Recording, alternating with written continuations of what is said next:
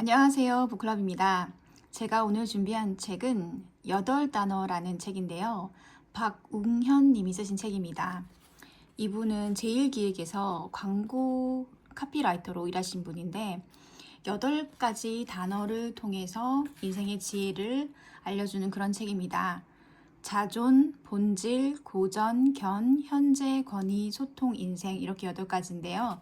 제가 그 중에 낭독해 드리고 싶은 부분은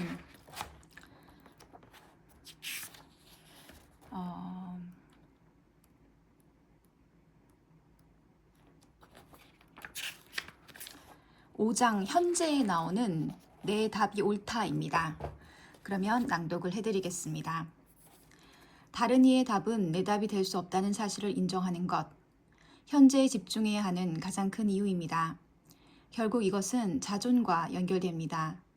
그렇다면 그 당시 제 상황이 완벽했을까요?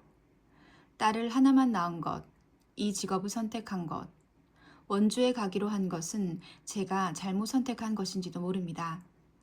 그 경쟁 프레젠테이션의 결과가 어떻게 됐을지를 생각했다면 원주에 가는 선택을 하지 말았어야 했는지도 몰라요.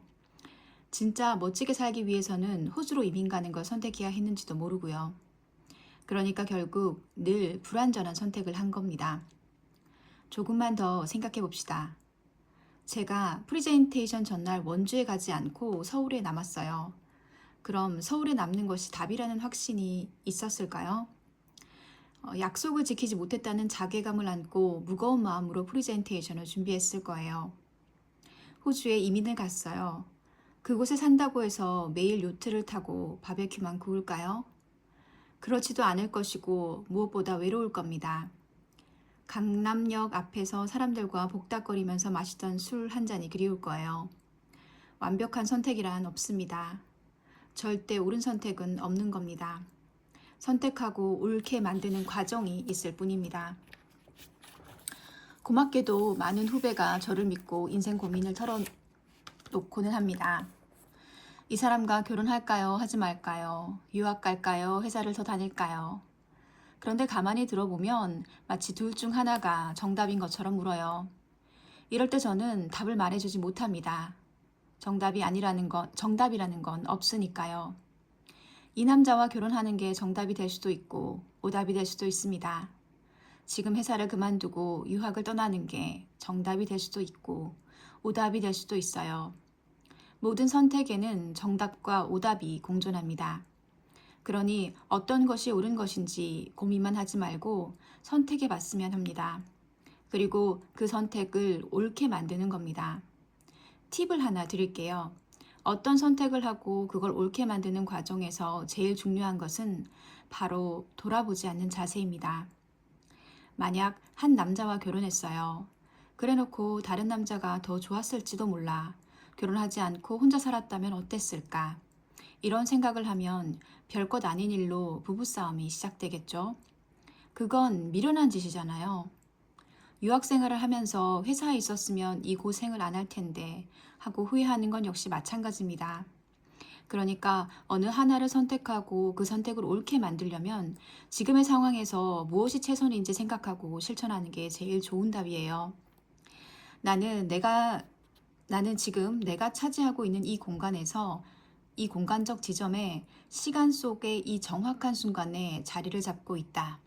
나는 이 지점이 결정적이지 않은 것을 허락할 수 없다.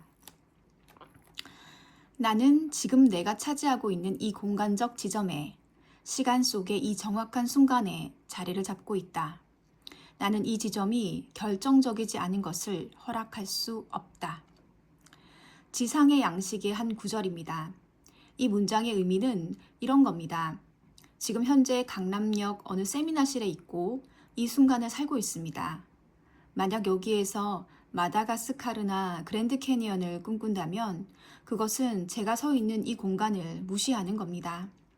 이 지점이 결정적이지 않은 것을 허락할 수 없다는 말은 결국 지금 이 순간이 나에게 결정적이지 않은 것을 허락할 수 없다는 말입니다. 앙드레 지드는 결국 삶이란 현재 순간들의 지속적인 일어남이라고 했습니다. 그리고 하루의 매 순간 신을 송두리째 다 가질 수 있음을 잊지 말라 라고 못을 박죠. 매 순간 신은 바로 여기에 있고 전부 내 차지가 될 수 있습니다. 앙드레 지드가 말한 그대의 온 행복을 순간 속에서 찾으라만 실천한다면요. 그가 지상의 양식에서 말한 순간에 대한 현재에 대한 다른 이야기도 들어볼까요? 나는 나의 모든 재산을 내 속에 지녔다. 결코 미래 속에서 과거를 다시 찾으려 하지 말라. 모든 행복은 우연히 마주치는 것. 우리는 순간에 찍히는 사진과 같은 생을 벗어나면 아무것도 아니다. 우리 생의 각 순간은 본질적으로 다른 것과 바꿔질 수 없는 것이니 말이다. 때로는 오직 그 순간에만 마음을 기울일 줄 알아야 한다. 사르트르도 이런 말을 한 적이 있습니다. 소설가는 잘 짜인 이야기보다 그 하나하나가 관능적 기쁨인 저 내일 없는 작은 조각들의 광채를 좋아하는 것이다.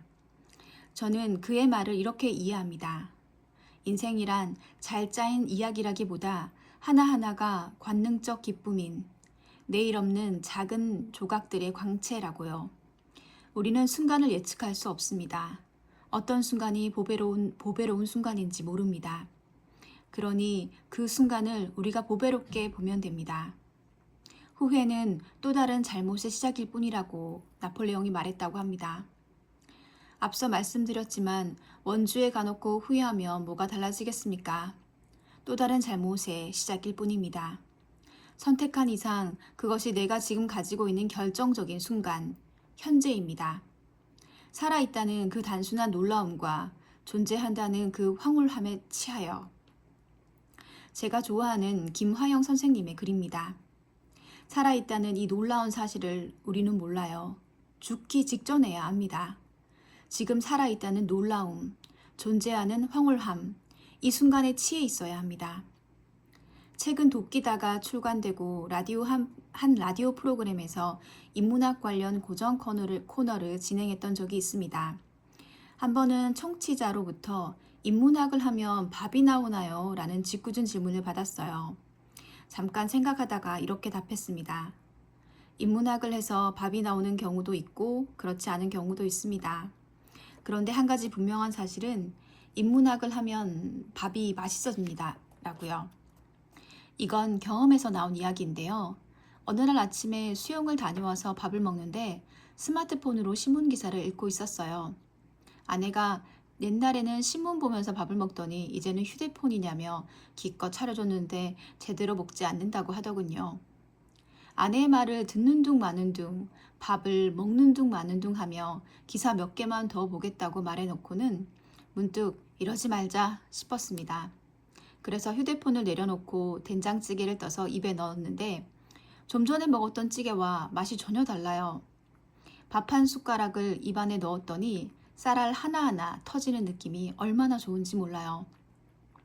그날 아침 식사에서 저는 된장찌개를 밥과 반찬의 진짜 맛을 온전히 즐길 수 있었습니다. 개처럼 먹었죠. 먹는 것에만 집중하면서요. 똑같은 순간인데 휴대폰을 보면서 먹을 때와 밥에 집중해서 먹을 때 그 맛이 전혀 다릅니다. 법정 스님이 말씀하신 것처럼 풍부하게 소유하는 게 아니고 풍요롭게 존재하는 거예요. 그날 아침은 어떤 순간보다 풍요로웠습니다. 생각의 탄생에 나온 말을 빌리자면 세속적인 것의 장엄함을 깨달은 겁니다. 우리는 아이를 위해 빵에 버터를 바르고 이부자리를 펴는 것이 경이로운 일임을 잊어버린다라고 알랭드 보통이 이야기했던 이불 개는 것처럼 평범한 일이 소중해지기 시작한 겁니다. 장자의 하늘 아래 가을의 작은 나뭇잎 이상 위대한 것은 없다. 하늘 아래 가을의 작은 나뭇잎 이상 위대한 것은 없다. 하늘 아래 가을의 작은 나뭇잎 이상 위대한 것은 없다. 라는 지혜의 말을 이해한 거예요. 이 세상에 아무리 위대한 것이 많다고 해도 지금 내 눈앞에 나타난 나뭇잎만 못하다는 지혜를 얻은 겁니다. 감사합니다. 지금까지 박웅현 님이 쓰신 8단어라는 책이었습니다.